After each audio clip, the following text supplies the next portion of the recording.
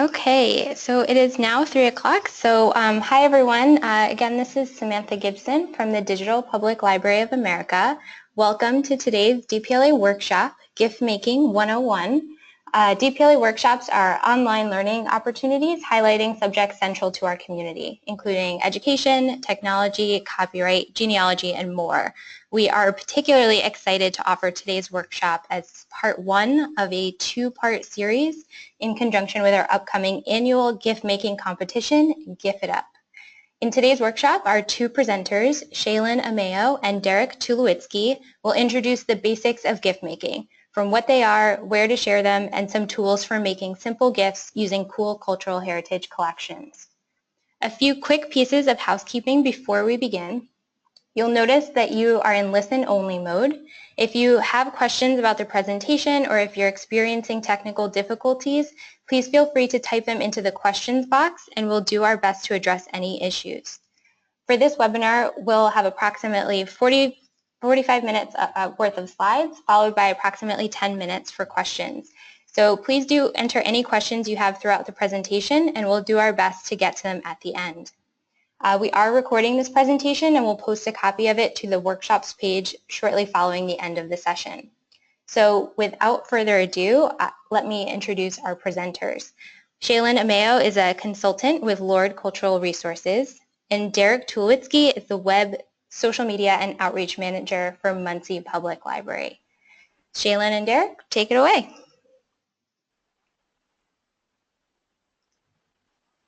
Cool. Thank you, Samantha. Yeah, so this is Making 101. You are at the right. And Shaylin is Shaylin Mayo. Hello. We both do things on the internet. That's why we're here. Some goals for the webinar today. We're going to do a little overview of GIFing, understand how they came, how they're used, sort of, if you will, of GIFing.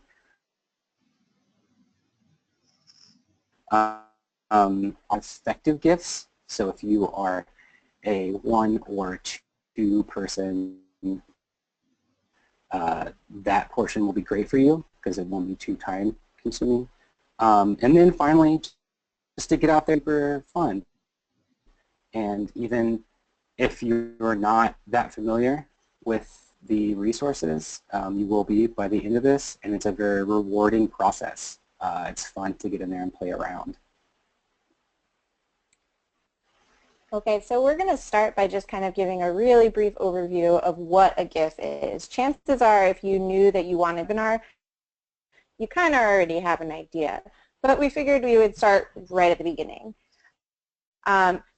So it means it's actually a file extension. You've probably noticed it'll be like file. It stands for graphic interchange format, which will be important in just a moment. The thing that was revolutionary about GIFs when they showed up in the 80s was that they allowed for both static and animated images. And the way that GIFs work, they actually just save a series of still images in separate layers, and it plays each still image for a moment, for a set interval. So it creates the illusion of a moving image, but it's not a video file. It's just an image file. So you might remember when the internet looked like this. I know when I was making my first websites, this is what everyone did because it was awesome. So we talk a lot about, in our nostalgic internet worlds, we talk about the golden age of GIFs. Unfortunately or fortunately, is basically what the internet, we're still kind of figuring things out. You can see GIF overload is happening. But GIFs go back even further than that. So in the 19th century, people were trying to figure out how to make still images move, and they used things like phenakistoscopes on the left and zoetropes on the right. You've probably seen some of these or played with them when you were a kid. And they basically operate in the same function where you're restricting the view of a series of still images so you only see one at a time, and it creates the illusion of an animated image. So you can see here as if they are moving images. Also, just a heads up because I forgot to mention it before, we realized that over the webinar The GIFs don't necessarily play smoothly if they play at all for your view. So what we're doing is we will be releasing this PowerPoint immediately after this so that you can see the images in motion. And we're also tweeting to time the tweets to when we're getting to them in the presentation. That may or may not actually work. But if you follow me on Twitter, HEYSHAELYN, then you'll be able to see these GIFs as they go. So an important debate in the internet world, how do you say GIFs? The creator of GIFs, Steve Wilhite, said so by using a GIF in order to say that.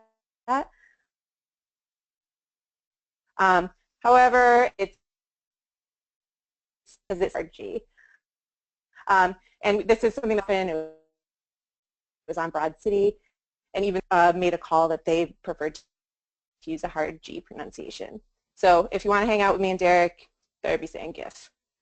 We did have one of our co-panelists when we did this session at DPLA, who you will be hearing from next week in the more advanced GIF making session, prefers to think of the GIF as the culture. So it's GIF culture on the internet, but the file is a GIF. And then we are thinking about, when you're thinking about different ways to use GIFs, then we're thinking a lot about social media. So the biggest place where you're going to be finding GIFs is on Tumblr. Tumblr is like a home base for GIFs. And you'll see, as you scroll through your dashboard, you'll see all kinds of GIFs. You'll also see the Darren and Richard, who will be presenting next week. They both run social media accounts on Twitter in particular, where they feature GIFs made from which is a really great use of that platform. On Twitter, GIFs work really great. In fact, Twitter has an integrated GIF keyboard that you can use it pulls from Giphy, which is another GIF resource on the internet. So you can just type in a keyword and it'll find you a GIF. However, it should be noted that once you put a GIF in a tweet, you can't, unfortunately, unlike on Tumblr where you can save down GIFs that people have posted, you can't do that on Twitter. It's created a video, and so it no longer functions quite like a GIF after that initial sharing.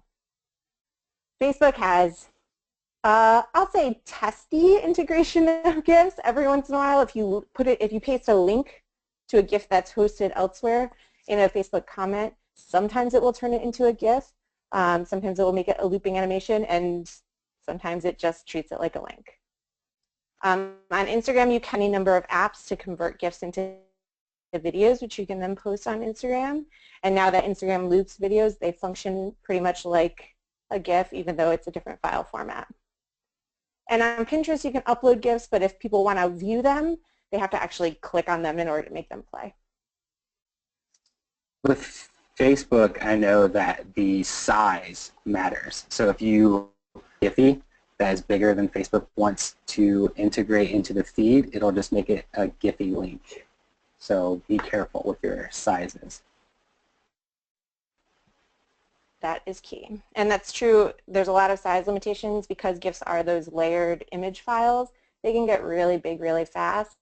And so, for instance, on Twitter, you can't upload GIFs that are over 3 megabytes, I believe.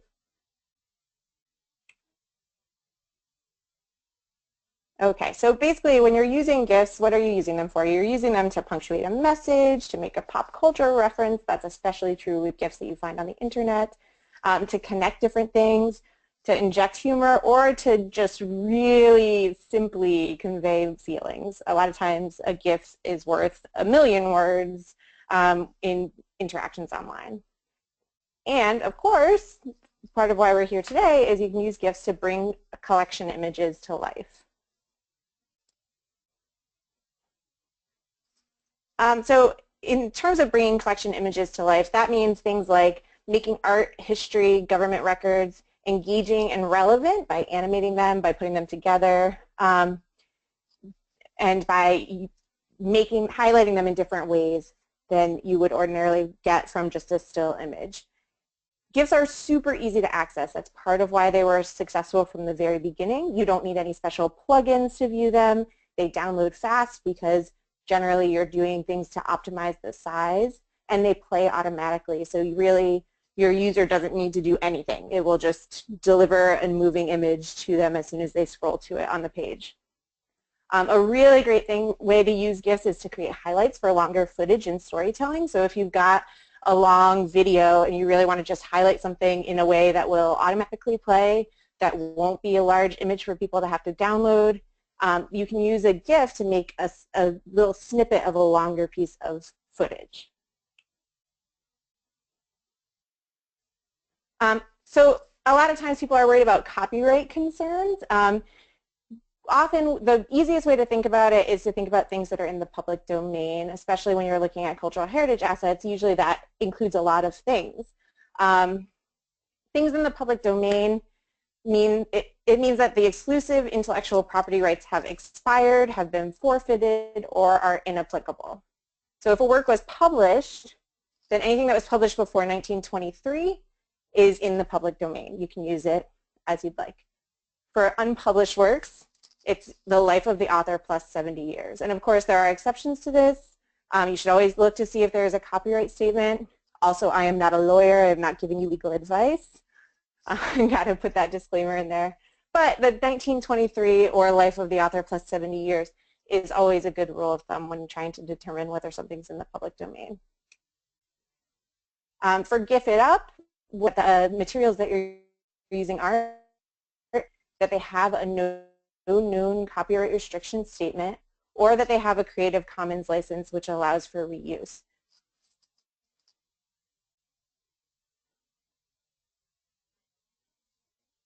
All right, so when we're looking at where to find content for GIFs, we mentioned Giphy and just doing an internet search. Both of those will get you GIFs that other people have already made. Or if you're feeling crafty, and we hope that you are, then you can be searching for items in the collections of your favorite cultural heritage organizations in order to make your own GIFs. For GIF it up, we're talking specifically about items that are in DPLA, European, and Trove. But there's a lot of other sources. There are museums and libraries worldwide that make their collections available online, make it very easy to access those items. You have a collection that you go to all the time that you want to talk about, that you want to kind of give a shout out to. If you can use the chat feature in the control panel on the right and let us know, and we'll give a few of them a shout to. Yeah, cool. I highly recommend creating a Giphy account, GIPHY, if you are going to be making a lot of, just because it gives you a place to come back to over and over again. It's a little bit more accessible and professional too when you create a GIF and you can link to other GIFs that your institution has made. Yeah, Cinna Wild, a nice little Watch the Throne reference here. You can pretty much make GIFs out of any picture, really. Here we use the example of motion pictures. That's a really good example if you are going for some type of relevance reaction.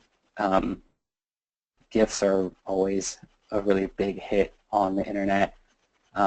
Photo series, I think this is the running precedence. I think it's at the National Archives. National Archives photographer was just taking some pictures of them running out of the archives, and I believe it was Darren who will be talking next week. He stitched these together for a near-face running president's GIF.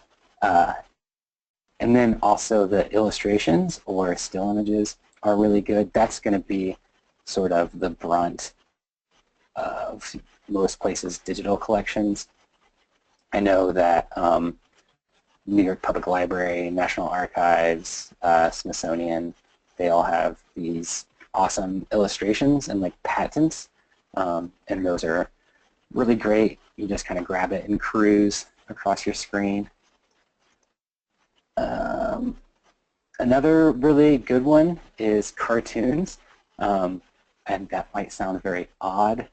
Don't think like Rocky and Bullwinkle cartoons. Think of the earlier pre-copyright cartoons. They're usually going to be black and white, and they're super clear with their backgrounds because they didn't want to have too much animation, really. And so it's got a great solid. This one has a little bit of a gradient, of course, but when you're making your GIFs, if you're using Photoshop, this is like a proper gradient to be able to use the magic wand tool to grab. Also, the lines are super clear. You can see on the Snafu blood type A card, the difference between the card and I assume that's like a jar is gray and white. So those super clear, simple lines are really good for GIFs. And then also loops. I know that we like seeing the perfect loops. It's usually those like oddly satisfying Twitter accounts or meme generators. I don't know exactly the best way to describe them. But when you can hit that perfect loop, it's somewhat satisfying. And so obviously the way to get there is through repeating footage or something that's going to be like circular in some type of way. You can mess around with it a little bit if you have your frame animations, or if you're using some of the resources that we're going to be talking about later, you can cut out the frames that will make it not loop. But then also you have to have a still camera. That's obviously if things move around, and even on this one you can see it kind of jump to the right a little bit, so it might not hit that perfect loop itch that you want to scratch if you need to do that. Otherwise, a series is obviously a good one because you don't really need them to be anything other than a series of photographs. These are really good if you're trying to sort of give a preview of an event, like if your cultural heritage organization or really anything wants to get a series of photographs, and so the audience will know what to expect when they get there. You can use this and just slap them into a GIF, and then it'll be able to be pushed out on your social media channels a lot easier. The motion picture GIFs, you have to usually get each frame, but here I think it's like 7 or 8 just individual pictures of Elvis and Nixon kicking it hard in the White House. Your other option is just the forward and back. So this one, this one's really good. I think that this one might have been Richard or Darren as well.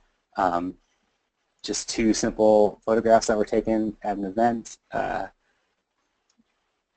Just some dog eating so much. Other options are stereograms. Those are some really cool old photographs that people used to take, still probably do take really, if you do a certain way. New York Public Library has a great stereogranimator where they have a huge collection of these stereograms, and it allows you to put them together and you can sort of nudge it a little bit. There's another there's like a public art collective out of New York called Mr. GIF, just MRGIF, and they do their GIFs this way. If you type it into YouTube, there's a Mr. GIF documentary where they go to a Nick Cave and the Bad Seed show and do some weird Nick Cave stuff with these like dual images to sort of create like a 3D wiggle effect. If you are super interested in this, you can do a really cool way where you take 2 disposable cameras and flip one upside down and then take a picture using both of those, and it'll give you that wiggle effect. That might be something for a Twitter question if you want to figure that out a little bit better. Feel free to just hit me up at DTULO Otherwise, other good ones are illustrations. Once again, it goes back to that clean, simple lines. And then these are also awesome because it's either going to have like that sort of yellowy, old background, or it's going to have these super clean white backgrounds. This one is super gnarly. That's a lot of time. As you can see, the wheel also turns as the little dude cruises off the screen. These are going to take more time, but obviously the payoff is worth it because we reference this GIF a lot. It's really awesome. Also, whenever you're doing illustrations, you're going to want to remove certain elements of that. So in this lighthouse, you're going to say the light and then just add it. It's sort of like if you think of it as a picture with the girl and the dog. It's the exact same thing. This is just 2 different frames. But it adds a little bit more character to it. I think it takes people back if an organization just says, hey, have you seen this picture of the lighthouse? People might be like, yeah, I've seen that lighthouse before, or whatever. But once they sort of look at it closer, they'll be like, wait, that light flashes. That's an interesting new thing that lighthouses do on the internet. I didn't know that. And so that's super helpful. Also, the add and remove color options, the light bulb is a great example of this. Just simply adding color to any sort of illustration that you think might work. It's just adding a color be actually what it was supposed to be, so I get this light bulb that's a different color than yellow. It's going to catch people, catch their eye on social media, and they're going to take another look. And otherwise, they would have a light bulb and sort of pass it over. But you can also get super in-depth with these using vintage posters. So I know that at my locale, and pretty crazy World War II poster collection, and so take the time to really sit down and do some super interesting GIFs. You can totally do that. Same sort of rules apply, though, and you might see this trend all the way through these GIFs, is that you're going to need to have sort of simple lines.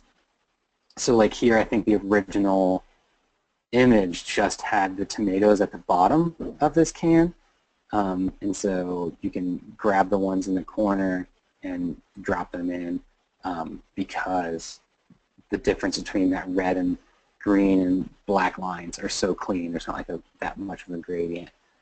So those are really cool.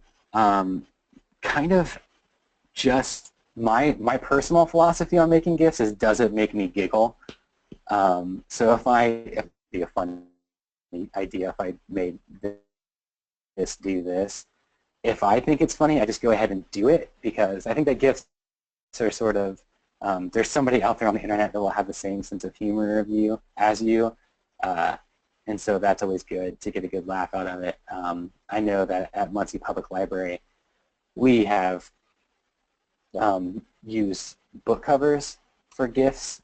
So if you work at like a local public library or something like that, you can take a book cover that like you might not have had checked out in a while, or that might be relevant to the month, and sort of make that cover move in a way that people hadn't seen before. And like Shaylin mentioned before, it brings your collections to life. Usually they're just going to be sitting or some other place. And so getting out there and turning them into GIFs is a really great way to bring them into the wild. Okay, so for our next section, we would actually like to, we're going to walk you through a couple of really simple tools to make GIFs that you could jump into as soon as we're done with this one. And we're going to start by just kind of giving a really brief overview of some.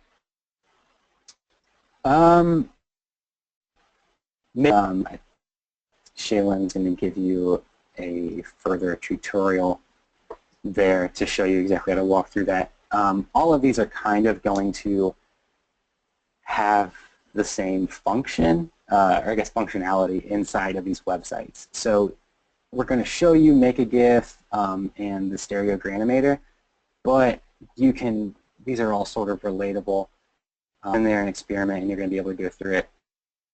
Some other ones are gifmaker.me, easy, image flip, img, gifalike.com. I like the name of that one a lot. Giphy, to where you can, this is sort of your go-to resource if you're sharing them. I don't know that it's exactly, haven't used the GIF making. I have. It works very similar to what we're going to show you with Make a GIF. It's another simple tool where you use still images or from a video clip. It's very similar to what we're going to show you. Awesome. GIMP, that is your open source Photoshop. If anybody's familiar with that, you can totally make them in there. I make mine in Adobe Photoshop using the frame animation window. Darren and Richard will be talking more about that next week. If you go to YouTube, an example of how to start using like a basketball, you just want to make it move around a little bit. But Darren and Richard will give you some more insight into exactly how to use Photoshop and After Effects. Those are where you're going to get your really high quality like GIF master style GIFs that are going to blow people out of the water. Which is not to say that what we're about to do will not blow people out of the water. That's very true. This stuff is like, oh, that moves. I like things. Yeah, and that's really the goal. So we're going to do a sort of, it's a tutorial using makeagif.com. In the interest of full disclosure, these are a series of screenshots. So if people do have like specific questions, we can connect afterward. This is just to show a really simple and standard process for making a quick animated GIF using something from a cultural heritage organization. So when you go to makeagif.com, this will be the screen that you see.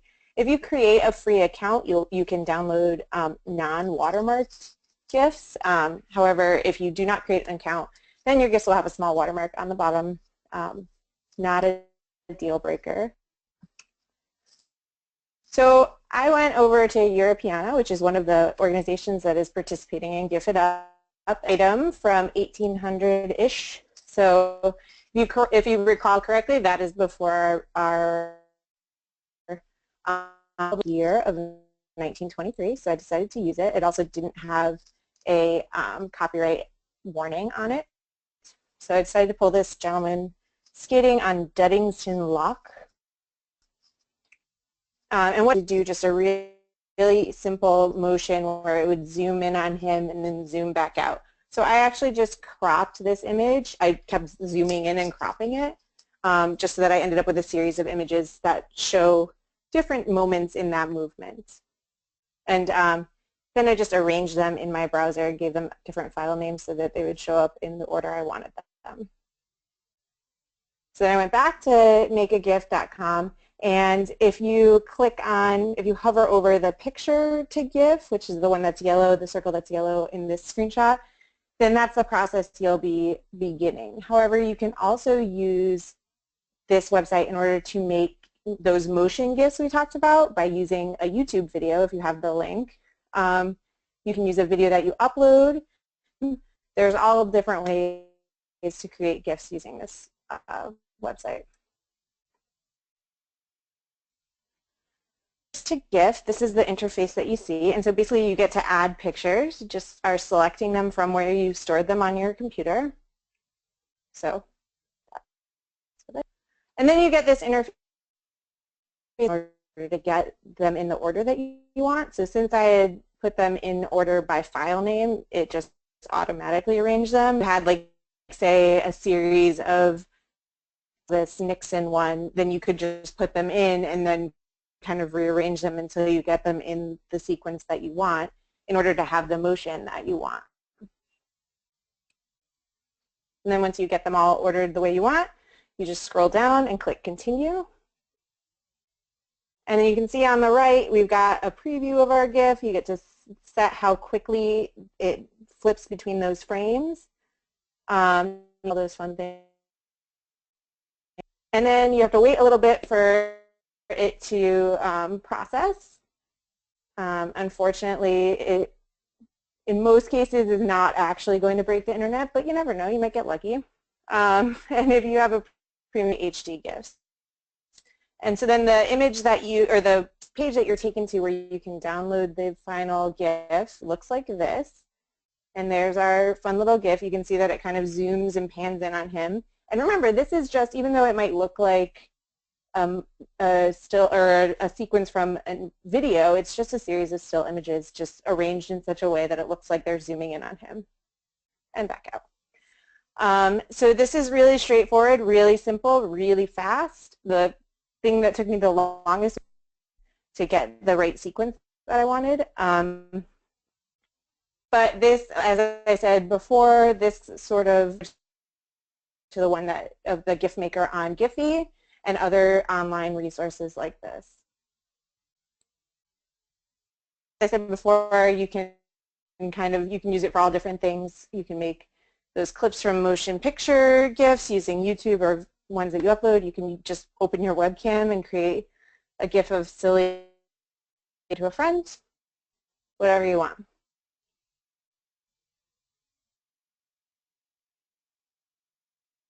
I was mid-yawn. Sorry.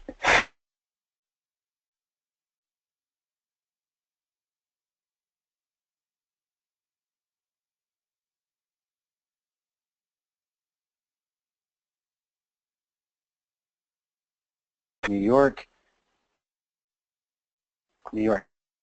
has a public library. They do a lot of awesome stuff with their collections. Probably over a year ago now, maybe. If not, very close to a year, a couple of years ago. They did this huge public domain drop. It got a lot of buzz on the webbies, and people started paying attention to GIFs a little bit more when it comes to. So thank you, New York Public Library, for all you do.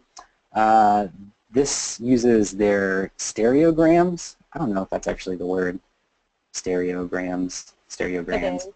Okay, cool.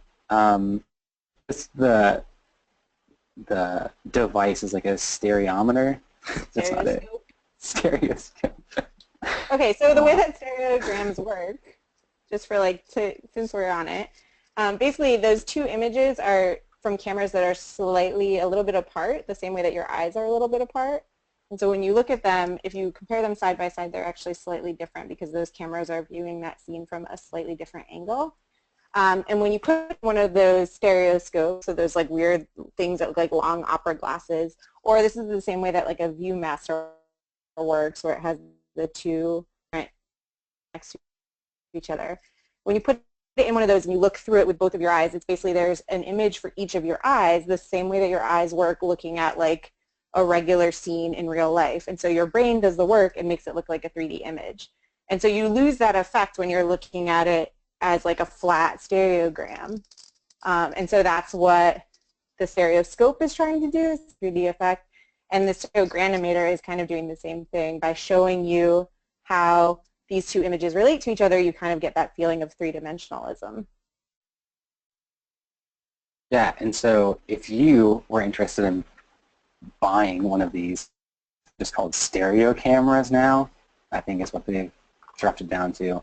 They're really cool. I like them a lot. They do the same wiggle effect. But stereogranimators. So New York Public Library has a lot of their pictures that are like this on their collections. And so what this does is it uses simple keywords to figure out what you wanted to do. So like if you typed in whatever house that is. Maybe even just house would bring that image up right there. Do that. If you did like canyon, you get something like this. Or just go through and find one of these images that you like. And then after you find an image that you like, you will have to sort of line it up. So whenever you get kicked out, it'll bring you to a, I don't know, I guess like page where it lets you crop. And so just crop them just sort of about the same size. I think the boxes are already there, and all you'll need to do is drag it left or right. And then you just got to sort of center it, but you won't want it to be exactly a little bit. And so like you'll see on the right side of your screen, it sort of does that jumping effect that I was talking about with the loops. And so it gives you this wiggle. So there's a whole area of GIF making that just does wiggle GIFs. It's actually like what they're called. I know that sounds maybe a little bit odd, but that group that I was talking about, Mr. GIF, they use a stereo camera to do these wiggle GIFs.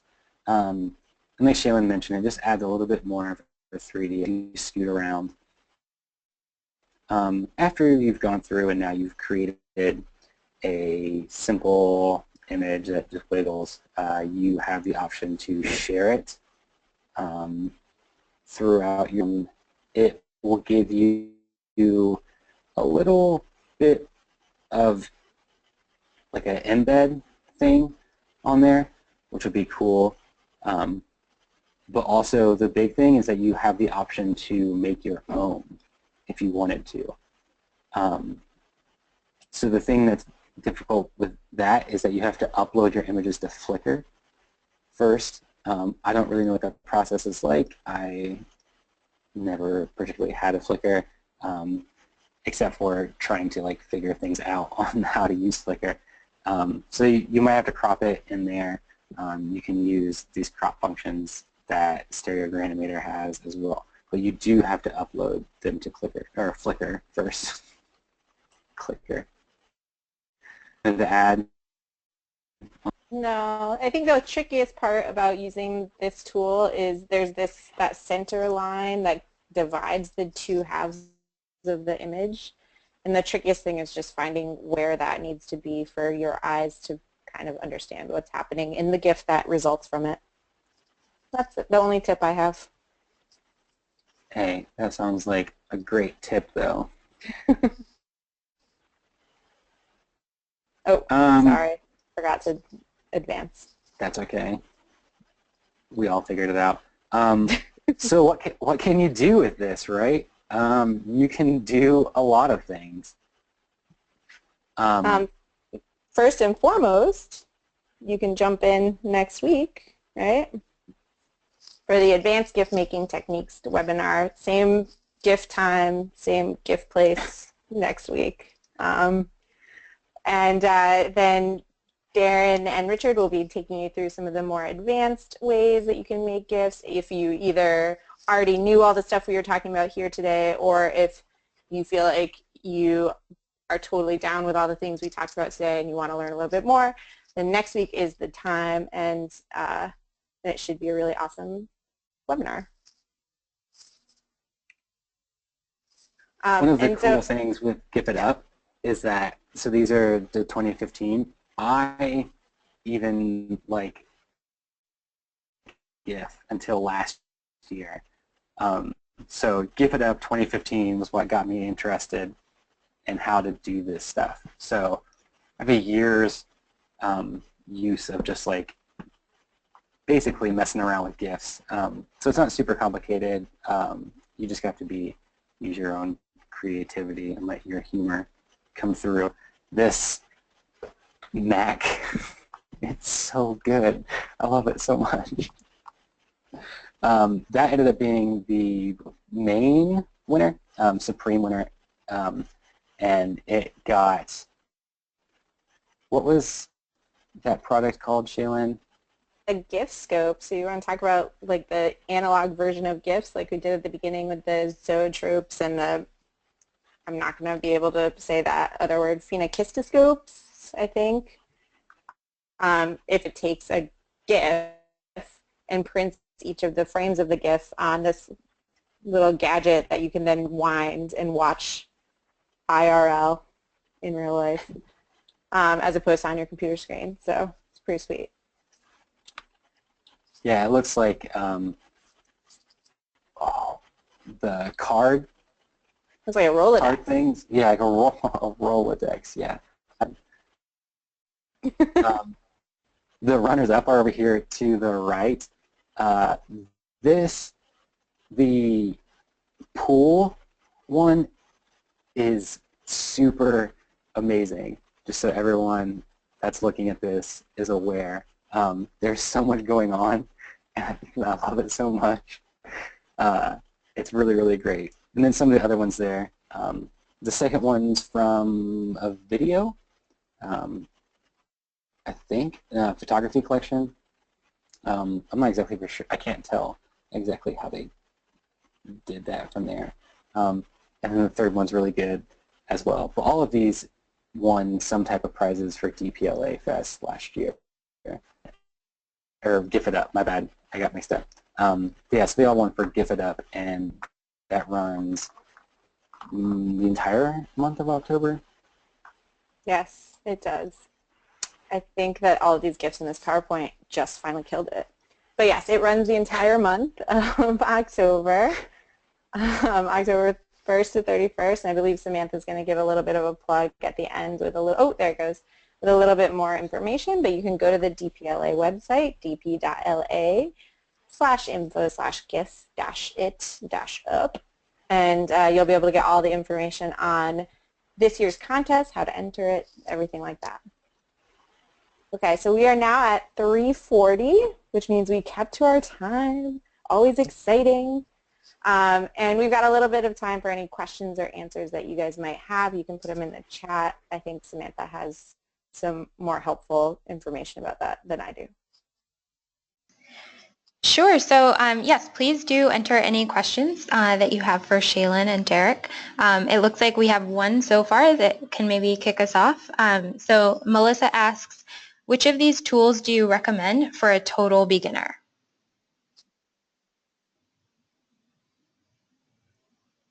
So that's a great question. I think if you, I'm going to be really annoying and answer this in two ways, but I think if you have material that you already have an idea about, so for instance with that ice skating painting, like I took a look at that and I was like, I want to zoom in on this, and so it made more sense for me to use a still image animator tool on makeagif.com. However, if you are really just starting out, you don't really have any like strong ideas, or like you don't have a piece of content that you want to use already, then I would really recommend playing around with the Stereogranimator, because you get to just pick an item from their database right there. So it kind of takes some of that pressure off. I know that for me, and I don't know, I don't want to speak for Derek, but I know that when I'm like feeling the pressure about picking something, sometimes that makes it harder to even get started. And so I think that's why it's really fun to just kind of play with a tool like the Stereogranimator, just to kind of get a feel for it and see the magic of a still image in order to kind of help inspire the next GIF you want to make. I'll probably, this is one of those do as I say, not as I do examples. But so when I first started learning, I just typed into YouTube how to make a GIF. It gave me some very interesting results, and that was how I settled on Photoshop. I think that was an idea because it just like put concrete on my feet and made me figure out how to do that. But it was also one of the most annoying times that I've had learning something. So since then, I've sort of looked at Make a GIF a lot more for little quick ones, but it also helps you get an idea of the motion, if that makes any sense, because how you want something to move is the biggest part of it once you like hopefully get into making your own and not just having it be like a collection of images. But through seeing a GIF on Make a GIF that just runs it for you, you get an idea of how it's going to work, and then you start to notice, oh, it would be cool if they like ran off the screen, or it would be really cool if their leg moved. A really great example, I think, of how to start, and then it gets your brain thinking in that like animation / motion way of thinking. Really, I think a lot of personality and process. If you already feel comfortable with some of these ideas, then you might have a different way in than somebody else would. So not the most helpful answer, but I think any of the tools that we talked about today would be really easy for beginners. It's just kind of what tickles your fancy. All right, thank you. So here we have a few more questions that have come in. On the Make a GIF site, the last page offered an MP4 or GIF format. What is preferable?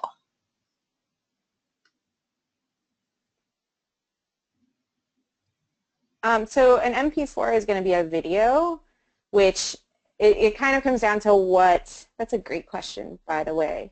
It kind of comes down to what you plan to use it for. So at the beginning when we were talking about the ways that they worked on different social media platforms, if, for instance, you want to be able to put it on Instagram, then you might want that MP4 video file, since GIFs themselves don't work on Instagram. You can also upload a video to Twitter, but I would actually argue that you probably want that GIF file just because Twitter knows how to handle that GIF and will just make it work seamlessly. And if you want to put it on Facebook, you need to have the video file. So unfortunately, it's a pretty complicated answer. Either way, they're going to be pretty small files. So if you are concerned, you would not be like hogging your hard drive if you downloaded both of them, but ultimately it's figuring out what tool you need for what use. And since we were speaking specifically about how to use GIFs, that's the file format we use, but you can use either depending on the platform you're going to put it on. Great. Yeah, what Shaylin said. If you do it in Photoshop, you can only export GIF to web, and then you'll save it as a GIF. So if you do want to put it on Instagram, it's more difficult. Just a heads up. All right, next question. Do you have any iOS or Android app recommendations for creating GIFs on the fly via our mobile devices? I know, speaking personally, my have actually gone out of commission. So I'm looking for the answer to that question from Mel. I know Derek had one that was really awesome, and I think it's the same story. Do you have any that you use right now, Derek? Okay, so this is going to be a thing topic for me. But I have an iPhone 4S. It's cute. It's tiny. I like it a lot. So I use an app called GIF Shop, which Shaylin and I have talked about the title of these workshops being called GIF Shop. But right now, yeah, hey, this thing still works. So I don't know. I think that like I tried getting Adrian or Shaylin to download it, and it wasn't in the App Store anymore. But if you can find it, it's just GIFSHOP, GIF Shop. The only thing is that you have to like save the images and then text them to yourself to get them online. But so it's really awesome. You just sort of it brings up your camera and it has a big circle, and you just press your screen a bunch of times, and that's the pictures that it takes to stitch together. And so you can get goofy ones that are a lot of fun. But I'm not for sure if it's still out there or not. If it is still out there, get that one. It cost me $1. It's probably one of the most fun dollars I've ever spent. Also just because it's really fun to show your friends how to do that. So yeah, GIF Shop. If that one doesn't exist anymore, I don't know. Yeah, like ultimately, even if you are able to get Gift Shop, if anyone wants a GIFing mobile app, please let us know. I would love to be able to answer that question for people in the future. We actually have, and to use. Sorry to jump in there. We actually have a suggestion from the audience. Yeah. Stuart suggests Giphy Cam, Awesome. or Giphy Cam for mobile GIF creation. So thanks, Stuart. Awesome. And I'm assuming that's spelled like the website, so GIPHYCIM? Yes. Okay, so I think we have awesome. I will check that out. 1 or 2 more questions. So the next one is, on average, how long does it take to make a simple GIF, say like the ice skater or the lighthouse? So the ice skater, I can tell you for sure, it took me about minutes. Most of that was spent just resizing photos. The actual tool to make the GIF was really quick and really easy. And I probably spent another like 3 minutes finding the image that would suit the needs of what I was trying to do. So that one was super fast, super easy. For something like the lighthouse, it's pretty quick to actually put the GIF together. Doing the image on like this nice, use some of the kind of cheats and tools that Photoshop provides in order to do that image editing, different frames of the image. We also have... Yeah, it's not super long. Sorry, go ahead. Go for it, Sam. I was just going to comment. We also have, yeah, some not super feedback. long. I mean, not... From the audience, that Darren says the lighthouse took maybe 10 minutes airbrushing the light out. Hi, Darren. Darren. Darren's here.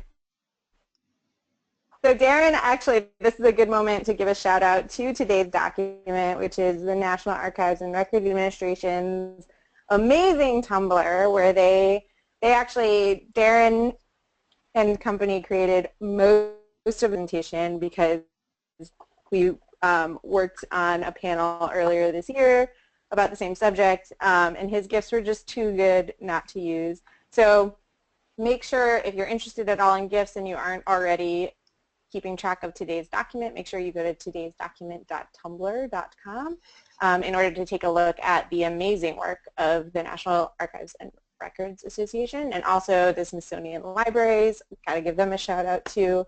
They're also on Tumblr, and their GIFs are also similarly amazing.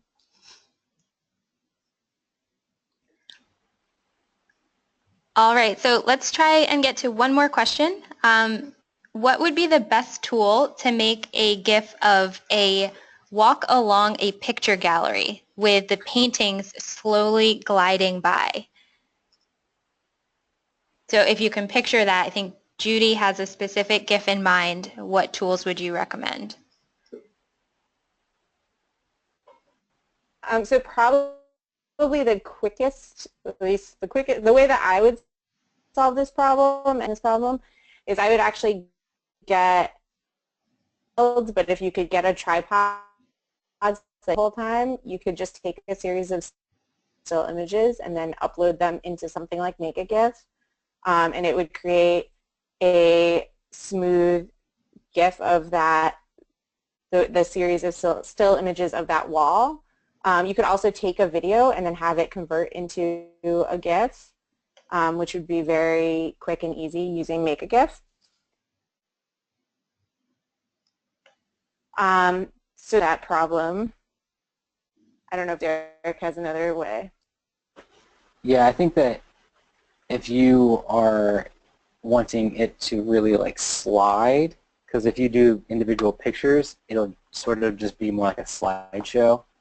And so if you really want this idea of the painting coming off the screen in like a sliding motion, then you can just get like a trolley, I think is what they're called, and just, or like, I don't know, a skateboard and put a camera on that. That way it's even.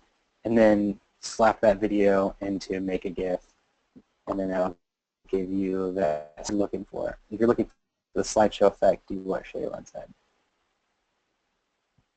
Yeah, and the thing to keep in mind with all of anytime you're doing still image ones, if you are showing a transition, your brain will kind of do the work of connecting things. I mean, it's the same way, just at a much faster rate that we watch movies. Like, you're seeing a series of still images, one right after another. So anytime you're doing a still image GIF, just keep that in mind, and the right sequence of images, the right progression, and the right of fill in the gaps for you. I would recommend moving the pictures rather than moving the camera if you wanted to do that. Not that we're suggesting you go into a museum and take pictures off the walls. But if you could. If you have the ability to. Yes.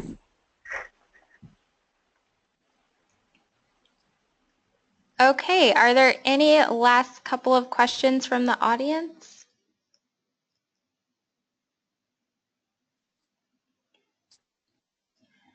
I have so many good opinions. So feel free, again, to type any in that come to you even in these last couple of minutes, but maybe I will take this opportunity to first of all thank you, Shaylin and Derek, for sharing your GIF making expertise with us. And thanks to all of you for taking the time out of your schedules to join us. So before we end, I just wanted to mention again that the perfect opportunity to try out your new GIF making skills is coming up next month. Beginning October 1st, our GIF It Up competition will run throughout the whole month of October, and all of the submission guidelines and details are available on our website. And for anyone looking to try out some more advanced GIF making techniques, definitely tune in to next week's GIF making workshop part 2 with some more advanced GIF making techniques featuring Richard Naples of the Smithsonian and Darren Cole of the National Archives. So again, thank you all so much, and thanks to our presenters. Thank you, guys. Yeah, thank this you. was super fun. Let's do it again sometime. And come hang out with us on Twitter. We'll post a lot of GIFs. All right, sounds great. We look forward to seeing all of your GIF submissions for GIF It Up starting October 1st.